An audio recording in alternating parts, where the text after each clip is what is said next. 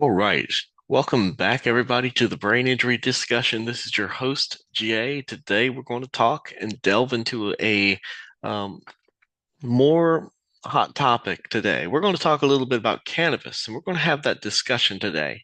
As a disclaimer, I do not recommend anyone use cannabis. In fact, it's probably a good idea not to smoke or do anything pertaining to cannabis. But if you do something with cannabis, I would recommend talking to your doctor about it because there is a big conversation right now about legalization. Is this a good thing, bad thing? Well, I'm going to share what I found in about four simple articles, and the information's kind of vague, shall we say the least.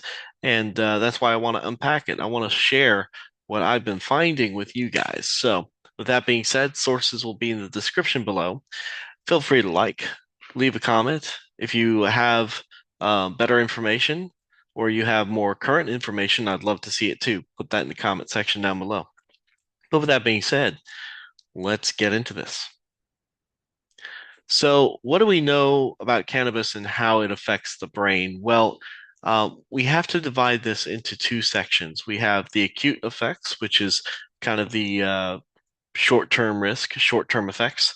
And then we have the chronic effects, so like get chronic use or daily use over a period of years. We also have the acute stuff, which is very short time frame, and we got to take that into consideration. Again, this is not very clear cut, but I am going on the sources that I could find, and they are down here in the description below. And again, I love to hear feedback. I'd love to hear more sources.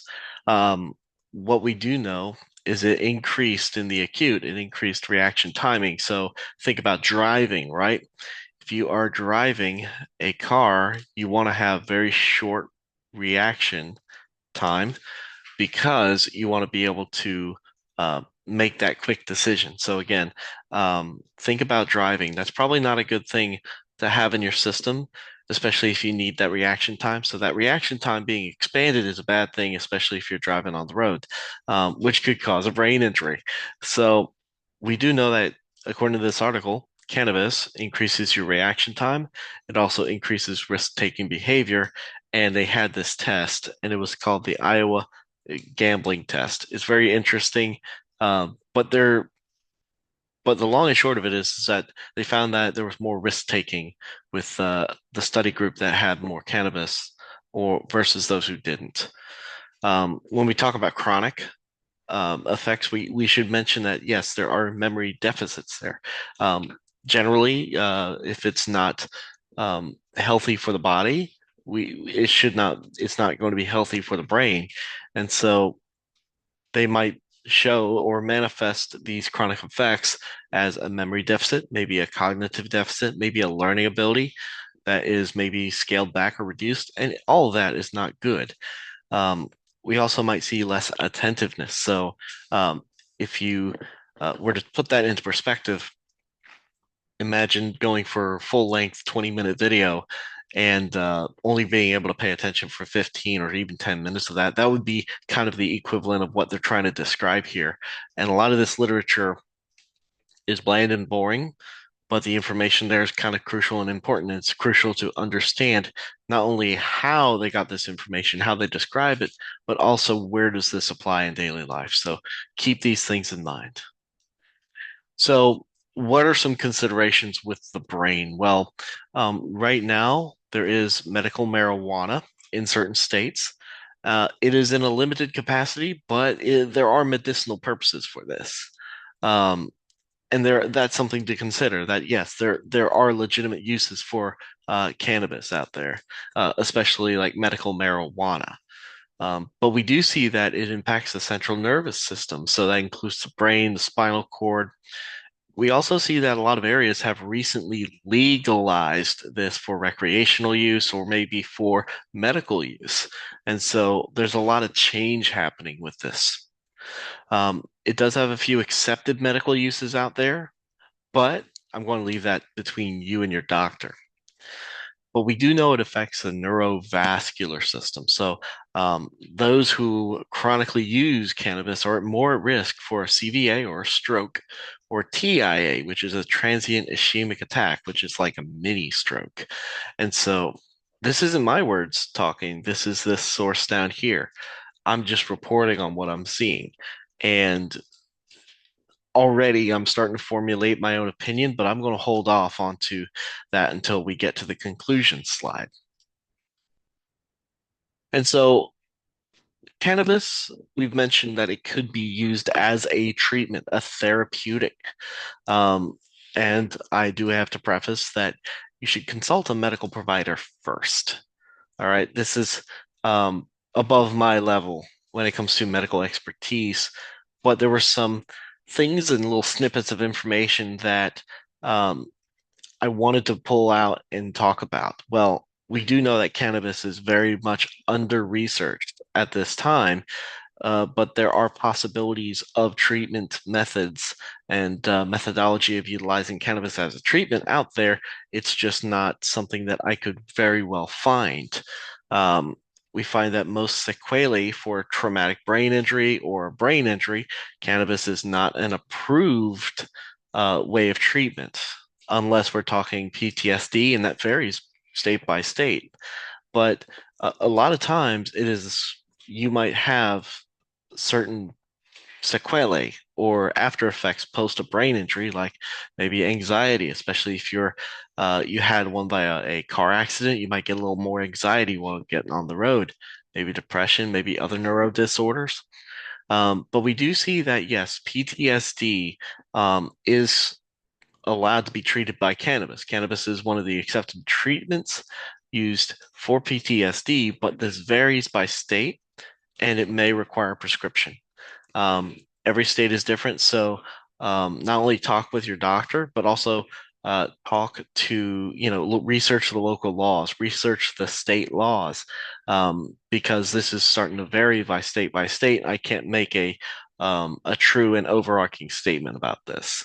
Um, and again, this is that source here, and what they really found, and I'd like to elaborate on this for about a few more seconds. With PTSD, this came back as more of a veterans thing, ironically, because veterans are coming home after having blast injuries, having been deployed. They started researching this, and the VA does have a tab about PTSD where they talk about the possible benefits, but also the possible dangers of using cannabis as treatment for PTSD. But with that being said, let's continue. What are the dangers that cannabis does play? Well, it can definitely be intoxicating. Now, just like you should not, under any circumstances, get behind the wheel of a vehicle, operate either a vehicle, heavy machinery, or any sort of dangerous task when you're intoxicated with alcohol, the same should be applied with cannabis. When you are under intoxication, you do have that increased reaction time that can be dangerous. If that increased reaction time, you don't see the car ahead of you that is braking until later, you might hit them. And so that is why the intoxicants are actually very bad. But this isn't just cannabis, this is alcohol, this is with other medications and treatments out there that make you sleepy. Um, Anything intoxicating, you gotta be careful with. And that is one of the dangers of cannabis. You can also have withdrawals from cannabis after stopping it. And so, what are the side effects here? Well, we can see that there are sleep troubles, disorders. Again, when you're dealing with brain chemistry, um, that could affect your sleep. We could also talk about addiction. So, your body likes it. And we see addiction not just with cannabis, we see it with alcohol, we see it with nicotine, we see it with caffeine. We see this with everything out there. And we don't want to be addicted to things like that. We can also see other kinds of physical harm, um, but that can be a long list of items there. Um, it could be respiratory problems if it is smoke. Again, like the body is not designed to inhale smoke, but we also see that there might be some mental health effects from this as well, to include anxiety, depression, and delirium. All of these kind of sound like uh, their withdrawal symptoms in and of itself. And so this is why I stress that maybe this isn't a good thing, but this is a conversation between you and a doctor on a personalized basis. So using some person-centeredness there. We don't want to make overarching statements. We want to personalize this. So that is why I recommend if you are interested in trying something like this, talk to a doctor, talk to a medical provider um, who can customize a plan for you.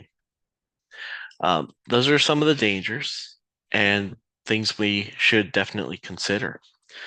So, what does this lead me to conclude? Well, right now, as it stands, cannabis is socially growing more acceptable.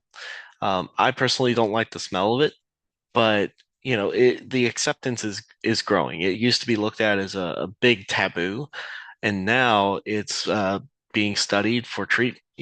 People are studying this as a treatment. It's now being approved for recreational use via the law in some places. Not all, but some places. That's why if you are in a state and you're pondering about using it, I recommend you look up the laws first. That way you can do so legally. This can easily be problematic. Your personal life can be affected by this, by the symptoms that sometimes, or maybe even the withdrawals, but maybe your career might be affected by this. I'm thinking back to that intoxication, and maybe you can't perform a certain career and participate in the recreational use of marijuana or cannabis. An example would be a heavy equipment operator, a truck driver. Um, and I don't want people's careers affected. So look up the regulations prior to doing this. And again, this is a lot of information, right? So when we take this into consideration, if you are already in one of those fields, this is something that you might want to stay away from. This affects all aspects of the brain and the body. So we shouldn't just take this as a generalization. We do need to do more information and study into this. We also see a very high potential for problems and withdrawal. And that high potential for problems and withdrawal makes me go to probably the most important point on this slide, which is talk to a medical doctor first. Talk to your primary care provider because they're going to know a lot more about this than I do, and they're going to know a lot more about you than I do. And that leads me to conclude that yes, talk to a doctor first. Don't take some random guy on the internet's opinion about this. Talk to a professional, talk to a medical and clinical professional. But with that being said, I believe that will conclude it for this episode. Hope you've enjoyed it. My sources are right here. They will be in the description below. And maybe comment with what are the cannabis legalization status in your state, or maybe your area. Maybe it's legal for medical use, maybe it's legal for recreational use, maybe it's not legal at all. Who knows? I'd like to hear and learn more about this topic. Maybe you find an interesting article. I will definitely read it if you put it in the comment section. Feel free to give this video a like. We always appreciate thumbs ups on these videos.